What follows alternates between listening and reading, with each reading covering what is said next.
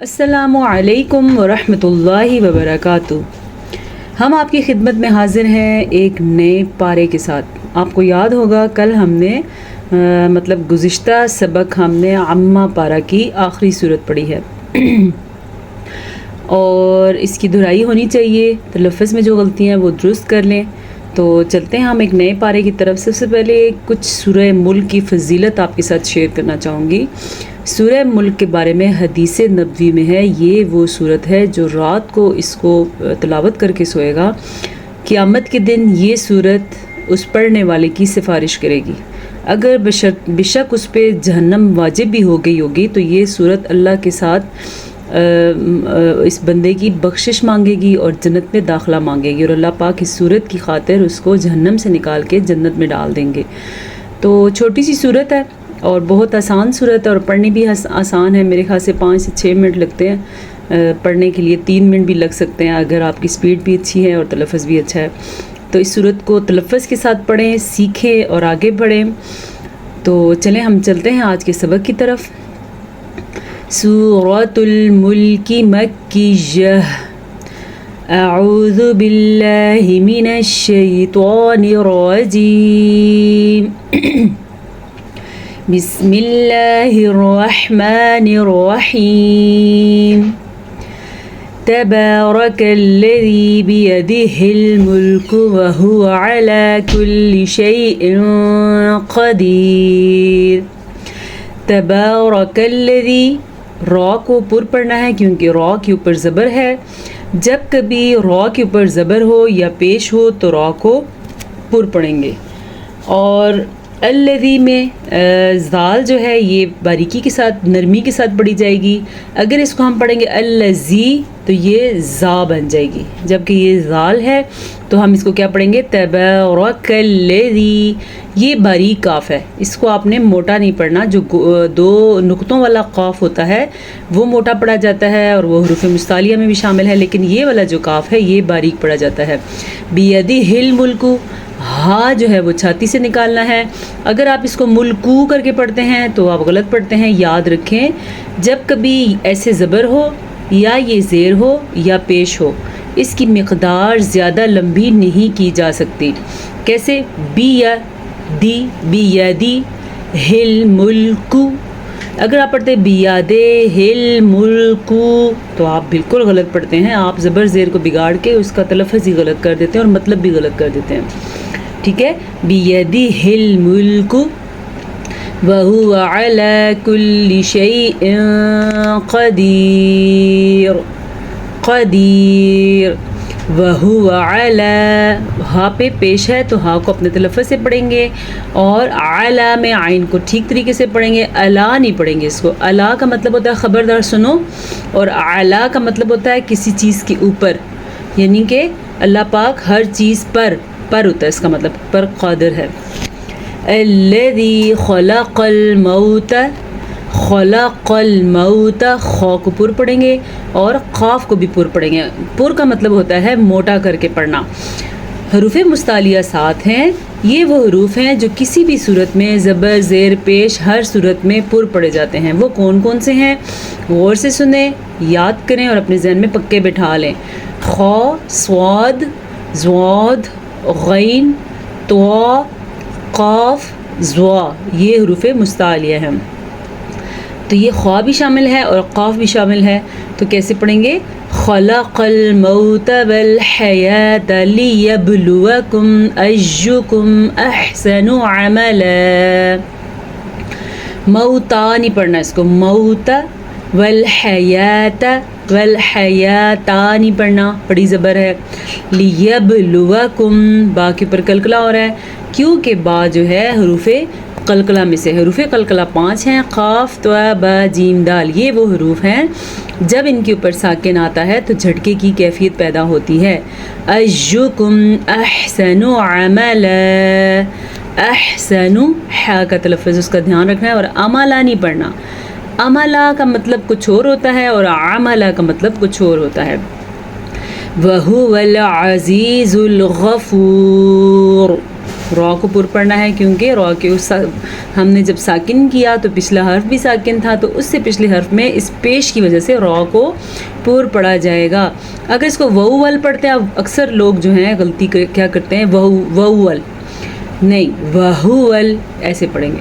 الذی خلق سبع سماوات طباقا، خلق خا کو پر، پھر قاف کو پر، سبع قلقلہ، سماوات طباقا، یہ جو دو زیر آپ کو نظر آ رہے ہیں اسے تنوین کہتے ہیں۔ اور اس قاعدے کی یہاں پہ اخفاء کا قاعدہ ہو رہا ہے۔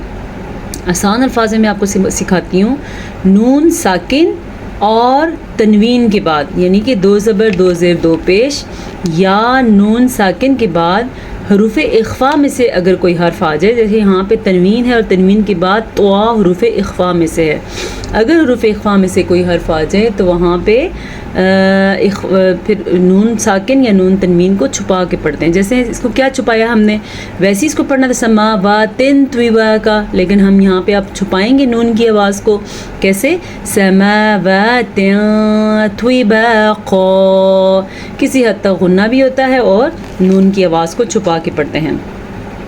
ما ترى في خلق الرحمن من تفاوت، اچھا جی، را کو پر پڑھا ہم نے، تا کو باریک پڑھا، تو را نہیں پڑھنا، اس کو ترا پڑھنا ہے۔ فی خلق الرحمن، خا کے مخرج کو پر، قاف کو پر، رحمان میں را کو پر اور حا کو اپنے مخرج سے نکالنا ہے۔ اچھا جی، عام طور پہ لوگ کیا غلطی کرتے ہیں، تفاوت پڑھتے ہیں۔ تفاوت تو تب ہوتا جب یہ جو پیش ہے یہ الٹا ہوتا، تب یہ تفاوت ہوتا، جب نہیں ہے تو ہم نہیں پڑھ سکتے۔ تو اگر کسی کی یہ غلطی ہے تو اپنی غلطی درست کر کے اس کو پڑھیں تفاوت بس۔ فارجع البصر هل ترى من فطور، فارجع را ساکن تھا تو پھر وہی بات ہے، ہم نے پیچھے والے لفظ کو پھر دیکھنا ہے، پیچھے والے حرف کے اوپر زبر تھی تو ہم نے اس را کو پر پڑھنا ہے۔ بصورا صاد حروف مستعلیہ میں ہے، یعنی اگر آپ اس کو بصارا پڑھتے ہیں تو غلط پڑھتے ہیں، اس کو کیا پڑھنا ہے، بصورا، را بھی پر اور صاد بھی پر۔ ہل ترا میں را پر ہے تو اس کو ہم پر ہی پڑھیں گے کیونکہ را کے اوپر کھڑی زبر ہے۔ من فطور، یہ را بھی ہم نے پر پڑھی کیونکہ ویسے تو اس کے نیچے زیر ہے، اگر ہم یہاں پہ وقف نہیں کریں گے تو را باریک پڑھی جائے گی، لیکن یہاں پہ آپ کے سامنے را کے نیچے زیر، دو زیر تو ہیں لیکن را کو ہم نے ساکن کیا اور را سے پچھلے حرف کو دیکھا تو وہ بھی ساکن تھا، تو پھر ہم نے ایگزیکٹ اس کے پیچھے دیکھنا ہے، یہاں پہ ہمیں پیش نظر آ رہا ہے تو اس پیش کی وجہ سے یہ را پر پڑھی جائے گی۔ ثم ارجع البصر كرتين ينقلب إليك البصر خاسئا وهو حسير۔ جناب اب میرا سانس ٹوٹ رہا تھا، میں نے یہاں پہ سانس ٹوٹنے کے لیے وقف پہ روک دیا، اگر یہ وقف نہ ہوتا تو پھر وقف کرنا پڑتا۔ فرض کریں میرا سانس یہاں پہ ٹوٹ رہا ہے تو میں کہوں گی ينقلب إليك، پھر دوبارہ جب ملا کے پڑھوں گی پھر اس کو پورے اعراب کے ساتھ پڑھوں گی، یعنی کہ إليك البصر، ٹھیک ہے جی، صاد پر، قاف پر، با پہ قلقلہ کیونکہ با حروف قلقلہ میں سے، قلقلہ کیسے ہوتا ہے، ینقلب، ب، یہ آپ کو جو جھٹکے کی آواز آئی ہے یہ قلقلہ ہے۔ بصورو، اگر اس کو کچھ لوگ جیسے کہ پڑھتے ہیں بصورو، بالکل غلط ہے، یہ بصورو نہیں ہے، بصورو خاسئا وهو حسیر۔ یہ میں پر اور باریک کا اس لیے بتا رہی ہوں، سوری، حرکت کو لمبا نہ کرنے سے منع کر رہی ہوں۔ میری اکثر اسٹوڈنٹس ہیں وہ کیا کرتی ہیں، پیش کو لمبا کر دیتی ہیں بھائی، اور جہاں پہ الف ہوتا ہے جیسے یہ خاسئا پڑھتے ہیں خاسئا، یہ غلطی عام طور پہ پائی جاتی ہے، تقریباً ہر 5 میں سے 3 لوگوں میں یہ غلطی ہے، تو پھر آپ خود سوچیں کیا آپ ایسے لوگوں میں شامل تو نہیں ہیں؟ برائے مہربانی ان پہ دھیان دیں اور ان غلطیوں کو درست کر دیں۔ وَلَقَدْ زَيَّنَّا السَّمَاءَ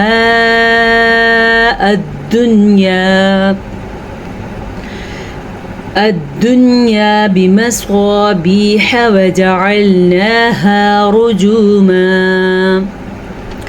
رجوما للشياطين وأعتدنا لهم عذاب السعير زینا السماء نون کا غنہ ادا کرنا ہے. آپ کو یاد ہوگا کہ کافی دفعہ یہ بتایا جا چکا ہے کہ جب نون کے اوپر شد آ جائے یا میم کے اوپر شد آ جائے تو وہاں پہ غنے کی کیفیت ہوتی ہے. کیسے ہوتی ہے؟ ویسے اس کو اگر غنہ نہ ہوتا تو زینا پڑھتے، لیکن غنے کی وجہ سے ہم اس کو پڑھیں گے زینا. یہ ہے غنہ، ناک میں آواز چلی جاتی ہے اور گونج پیدا ہوتی ہے. اور وَلَقَدْ قاف پر اور دال پہ کلکلا. بِمَصَابِیحَ سواد کو پر پڑھنا ہے اور بی ہا نہیں پڑھنا آپ نے، بی خوا بھی نہیں پڑھنا. بِمَصَابِیحَ وَجَعَلْنَاهَا. اچھا یہاں پہ لوگ کیا غلطی کرتے ہیں؟ وَجَعَلْنَاهَا یہ غلطی کرتے ہیں، نون کو لمبا نہیں کرتے، جبکہ نون کے اوپر کھڑی زبر ہے تو کھڑی زبر ہونے کی وجہ سے ہم اس کو تو کھینچ کے پڑھیں گے، لمبا کر کے پڑھیں گے. رجوما للشیاطین واعتدنا لہم. یہاں پہ کلکلا ہو رہا ہے دال کے اوپر ساکن کی وجہ سے. اور للشیاطین بھی نہیں پڑھنا، نون کو لمبا نہیں کرنا اور تو کو باریک نہیں پڑھنا. للشیاطین نی ایسے پڑھنا، ٹھیک ہے. عذاب السعیر عین کو اپنے تلفظ سے نکالنا ہے. یہاں پہ بھی ہمارے پاس اگر اس کو کوئی پڑھتا عذاب السعیر تو وہ غلط کر رہا ہے. کیسے پڑھا جائے گا؟ عذاب السعیر. سورہ ملک کی آیات کچھ لمبی ہیں. وقف کا طریقہ یہی ہے کہ آپ کا جہاں پہ سانس ٹوٹ رہا ہے وہاں پہ وقف کر دیں. جیسا کہ ہمارا اگر بیمسوابیحہ پہ سانس ٹوٹ رہا ہے تو ہم اس کو بیمسوابیحہ کہہ کے سانس نہیں لیں گے، ہم نے اس کو پڑھنا ہے بیمسوابیح یعنی کہ پیچھے سے آتے ہوئے. پھر اس کو ملانا ہے بیمسوابیح وجعلناہا. سمجھ آ گئی ہے؟ 5 آیات آج ہم نے پڑھی ہیں اور 5 کافی ہیں. اگر آپ یہ اچھے طریقے سے پڑھ لیں اور اپنا تلفظ درست کر لیں تو یہ بہت قیمتی آیات ہیں. صرف 5 بھی اگر میں سمجھتی ہوں کہ 2 آیات سے بھی آپ کو سمجھ آتی ہے تو میں 2 آیات پڑھانے کے لیے بھی تیار ہوں. آپ ضرور اپنی رائے سے مجھے آگاہ کیا کریں تاکہ مجھے آپ کو سمجھنے میں آسانی ہو جائے. انشاءاللہ آپ سے پھر ملاقات ہوگی ایک نئے سبق کے ساتھ. السلام علیکم ورحمۃ اللہ وبرکاتہ.